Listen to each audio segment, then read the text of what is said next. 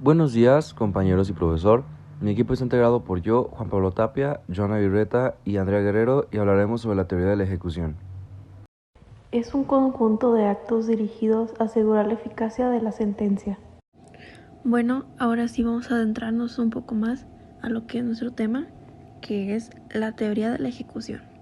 Bueno, la teoría de la ejecución se refiere al cumplimiento que le dan las partes a lo resuelto en juicio, es decir, se limita al cumplimiento de las resoluciones judiciales o sentencias. Por ejemplo, cuando una sentencia de condena es cumplida voluntariamente por el deudor, se habla de un cumplimiento voluntario y no es necesario la intervención judicial. La tutela jurídica se alcanza con la sola declaración de justicia o sentencia. Entonces, en el Estado de Derecho mexicano se prohíbe la autodefensa, es decir, se establecen los mecanismos para que se cumpla en caso de que el obligado no lo haga voluntariamente, o lo que es lo mismo, se pone en marcha una vía de cumplimiento forzoso, constituida por el proceso de ejecución de sentencia. Pero, ¿cuándo vamos a pedir la ejecución? Se pide cuando el obligado, demandado y condenado no quiere cumplir de manera voluntaria con él mismo. Según las estadísticas en las que se demuestra que solamente 1 de cada 4 laudos eran cumplidos, el común denominador del cumplimiento de los laudos es que no se cumplan. Existe una cultura enorme de nosotros los mexicanos para no cumplir con las sentencias. Por todo ello, podemos definir la ejecución forzosa como el procedimiento mediante el cual los órganos jurisdiccionales y a través de medios coactivos pretenden la ejecución obligada de los derechos reconocidos en un título ejecutivo. La teoría de la ejecución es conocimiento para poder determinar los pasos a seguir en caso de que el condenado se resista a cumplir con el contenido de la sentencia. En todo caso de que sea voluntario, no se necesita la ejecución de ningún tipo. Ahora yo les hablaré sobre la ejecución de resoluciones judiciales. Una vez agotadas las instancias procesales, el juez estará en condición de dictar sentencia, misma que si no ha sido recurrida causará ejecutoria y después el condenado podrá cumplir de manera voluntaria lo señalado en ella, y en caso contrario se procederá a la ejecución coactiva de dicha resolución. La condena a una de las partes es que tenemos que entender que dicha condena puede hacer alusión a ordenar un dar o hacer o no hacer a la parte vencida de un juicio.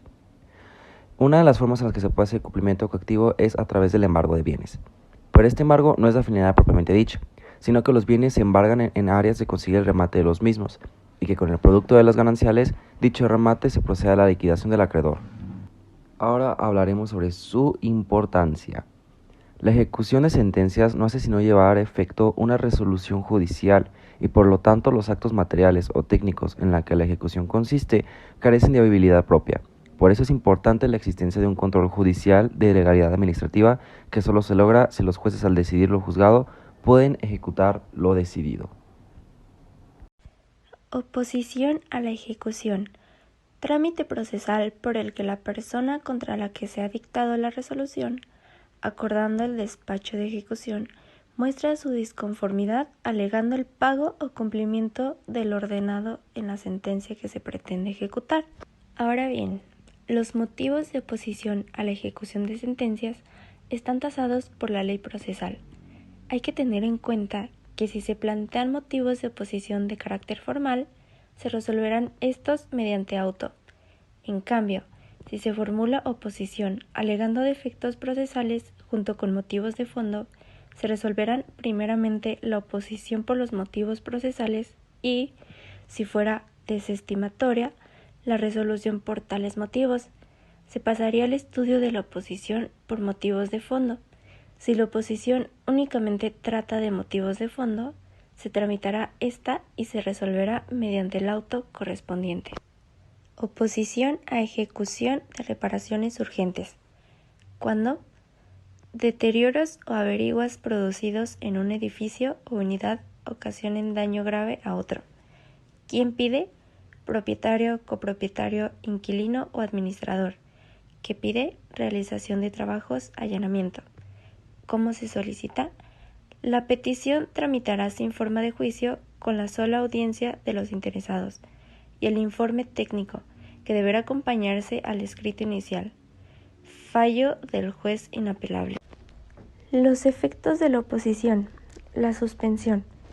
El diferente tratamiento de la oposición a la ejecución es sin duda una de las notas más significativas para poder separar con nitidez lo que el legislador ha querido unir con dudoso resultado, que, por una parte, hay unos títulos ejecutorios, resoluciones judiciales y arbitrales, y, por otra parte, hay otros títulos que formalmente se enumeran a continuación de ellos, pero que en realidad tienen una entidad y una naturaleza jurídica diversa. La cuestión es relevante porque la ley va introduciendo continuamente diferencias entre las actuaciones procesales según se trate de un tipo de títulos o de otro, no ya solo en forma y contenido de la demanda o en el preceptivo requerimiento de pago, sino sobre todo en la oposición a la ejecución que el obligado puede articular en uno y otro supuesto y en los efectos que el planteamiento de la oposición acarrea. Ahora vamos a pasar a hablar de las medidas o medios de apremio. Bueno, pues ahora vamos a definir lo que son las medidas de apremio. Se pueden definir como aquellas que pueda adoptar el juzgador para hacer efectivas sus determinaciones. Ahora bien, en los códigos procesales siempre existirá un catálogo de cuáles son aquellas medidas de apremio que el juzgador puede hacer efectivas. En el artículo 131 del Código de Procedimientos Civiles para el Estado de Michoacán, se estipula que los tribunales, para hacer cumplir sus determinaciones, pueden emplear a discreción las siguientes medidas de apremio. 1. La multa. 2. Auxilio de la fuerza pública. 3. Cateo por orden escrita. Y 4. Si fuese insuficiente el apremio, se procederá contra el rebelde por desobediencia. Y otra medida son las correcciones disciplinarias, que las correcciones disciplinarias son también un signo de potestad de la autoridad. Y la vía de apremio es la vía que se utiliza para tratar lo relacionado con los embargos, la ejecución de las sentencias y los remates.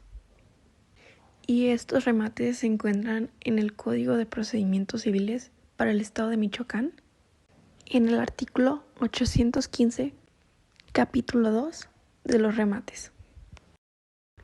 Llegamos al fin de nuestra exposición, esperemos les haya gustado y que tengan un lindo día.